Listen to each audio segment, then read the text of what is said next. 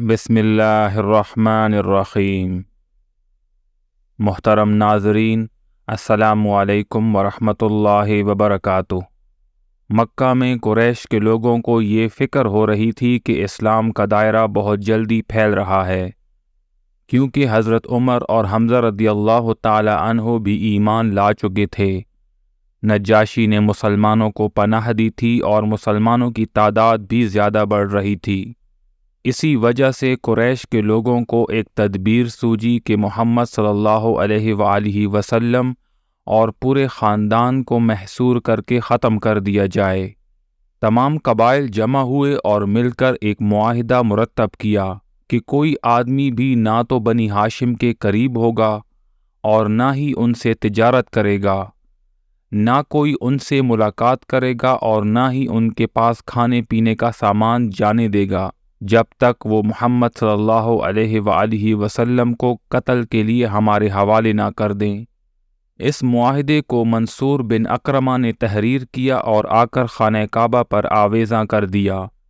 ابو طالب بھی مجبور ہو کر اپنے خاندان بنی ہاشم کے ساتھ شعب ابو طالب میں پناہ گزین ہو گئے۔ بنو ہاشم نے 3 سال اس حصار میں گزار دیے۔ یہ بہت سخت زمانہ تھا، یہاں تک کہ پتے کھا کھا کر گزارا کر رہے تھے۔ حضرت سعد بن وقاص رضی اللہ تعالی عنہ فرماتے ہیں کہ ایک دفعہ رات کے وقت سوکھا چمڑا ملا، جس کو میں نے پانی سے دھویا، پھر آگ پر بھونا اور پانی میں ملا کر کھا لیا۔ اسی طرح ابن سعد سے روایت ہے کہ جب بچے شدید بھوک سے چلاتے تھے تو ان کی آواز باہر سنائی دیتی تھی، لیکن قریش والے سن کر خوشی مناتے تھے، مگر کچھ رحمدلوں کو بھی ترس آتا تھا۔ ایک دن حکیم بن حزام، جو کہ حضرت ختیجہ رضی اللہ تعالی عنہا کا بھتیجا تھا، اس نے تھوڑے سے گیہوں اپنے غلام کے ہاتھ سے حضرت ختیجہ رضی اللہ تعالی عنہا کے پاس بھیجے، لیکن راہ میں ابو جہل نے دیکھا تو اس نے چھیننا چاہا، مگر اتفاق سے وہاں ایک کافر آیا جس کے دل میں رحم تھا۔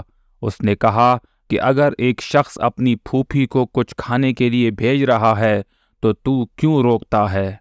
مسلسل 3 سال تک آپ صلی اللہ علیہ وآلہ وسلم اور تمام آل ہاشم نے یہ تکلیفیں برداشت کی۔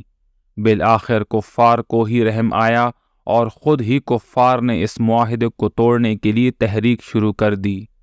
ہشام بنو عامری، جو کہ بنو ہاشم کا قریبی رشتہ دار تھا، اس کو اپنے قبیلے میں ایک ممتاز حیثیت بھی حاصل تھی۔ وہ چھپ چھپ کر بنو ہاشم کو غلہ بھیجتا تھا۔ ایک دن وہ عبد المطلب کے نواسے زبیر کے پاس گئے اور ان سے کہنے لگے، زبیر، کیا تمہیں یہ پسند ہے کہ تم خوب مزے سے کھاؤ پیو اور وہاں تمہارے ماموں کو ایک دانہ تک نہ مل سکے؟ زبیر کہنے لگا، اگر کوئی ایک شخص بھی میرا ساتھ دے تو میں یہ معاہدہ ہی پھاڑ دوں گا۔ ہشام کہنے لگا، فکر نہ کرو، میں موجود ہوں۔ دونوں مل کر مطعم بن عدی کے پاس گئے۔ ابن ہشام اور زمعہ بن الاسود نے بھی ساتھ دیا۔ دوسرے دن سب لوگ مل کر خانہ کعبہ کے پاس گئے اور زبیر نے بلند آواز سے سب کو مخاطب ہو کر کہا کہ اے مکہ والو، یہ کہاں کا انصاف ہے کہ ہم تو چین سے زندگی بسر کریں اور بنو ہاشم کو کھانا اور پانی تک نصیب نہ ہو۔ اس معاہدے کو آج میں ضرور پھاڑ دوں گا۔ اس وقت ابو جہل بول پڑا، اس معاہدے کو کوئی ہاتھ بھی نہیں لگا سکتا۔ وہاں موجود زمع الاسود کہنے لگا، اے ابو جہل، تو جھوٹ بول رہا ہے، اس معاہدے کو تحریر کرتے وقت ہم بھی راضی نہیں تھے۔ اسی وقت مطعم آگے بڑھا اور معاہدے کو پھاڑ دیا۔ مطعم بن عدی، عدن بن قیس، زمع بن الاسود اور زبیر سب ہتھیار باندھ باندھ کر بنو ہاشم کے پاس گئے اور ان سب کو اس درہ سے نکال لائے۔ اس طرح بنو ہاشم کی مشکلات ختم ہوئیں۔ یہ وہ زمانہ تھا جب معراج کا واقعہ ہوا اور ہمارے لیے 5 وقت کی نماز کو فرض کیا گیا۔ امید ہے آج کی ویڈیو آپ لوگوں کو پسند آئی ہوگی۔